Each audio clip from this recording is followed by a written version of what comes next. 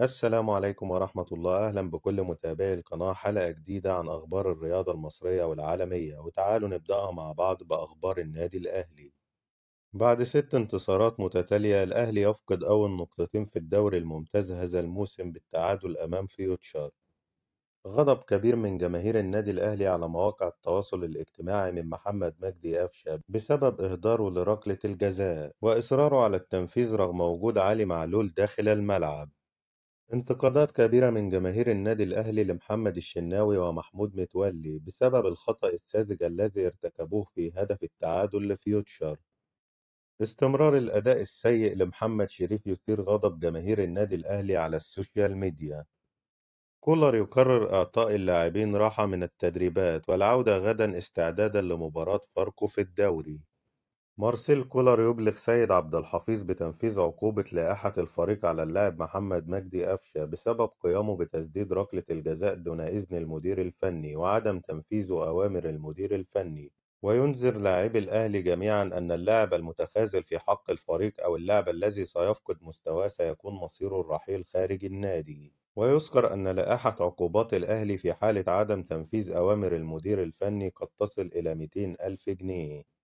مارسيل كولر في المؤتمر الصحفي بعد مباراة فيوتشر: لا أعلم سبب تنفيذ محمد مجدي قفشة لضربة الجزاء، وعلي معلول كان هو من عليه التسديد، ولا أعلم ما حدث بينهم. كان هناك الكثير من الأحداث في مباراة اليوم، وأهم شيء هو غياب الهدوء عن الفريق، وكنا نواجه فريق يلعب منقوص منذ وقت مبكر في المباراة ونجحوا في تسجيل هدف في وقت متأخر. أهدرنا ركلة جزاء في اللحظات الأخيرة من المباراة، والفريق الذي يريد الفوز يجب أن يهتم بتلك التفاصيل ويجب عليه أن يغتنموها جيدا، وهو ما لم يحدث. المكسب كان في يد اللاعبين وأهدرنا العديد من الأهداف، وهو ما تسبب فيما نحن فيه الآن. وما يحدث ليس نفس ما حدث العام الماضي من اللاعبين في إهدار النقاط. عندما تواجه فريق منقوص لاعب ويلعبون بطريقة دفاعية بحتة، هذا يقلل المساحات ويتطلب هدوء من اللاعبين، وهو ما لم يحدث، والمرتدات كانت سلاح قوي للمنافس. وهناك ضغط مباريات كبير، وأحاول الحفاظ على اللاعبين بدنيا وذهنيا وعدم التضحية بهم حتى لا أفقد أي لاعب لنهاية الموسم. وغياب أليو ديانج عن المباراة بسبب آلام في العضلة الخلفية، وفضلت إراحته حتى لا تتفاقم وتصل إلى الإصابة. وحسين الشحات شارك اليوم لأول مرة كأساسي ونجح في تسجيل هدف المباراة الوحيد للفريق.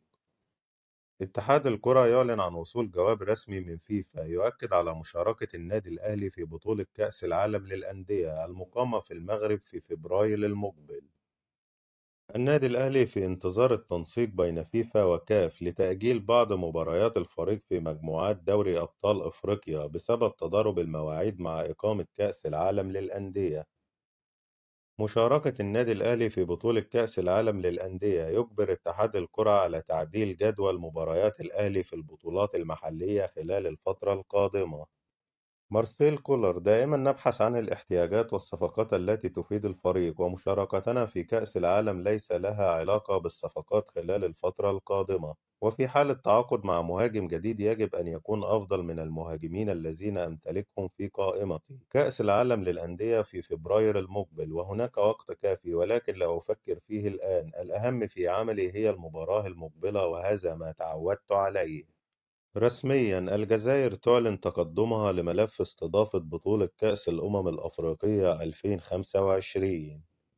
جياني أنفانتينو رئيس الاتحاد الدولي لكرة القدم: كأس العالم للأندية ستقام ب32 فريق في عام 2025.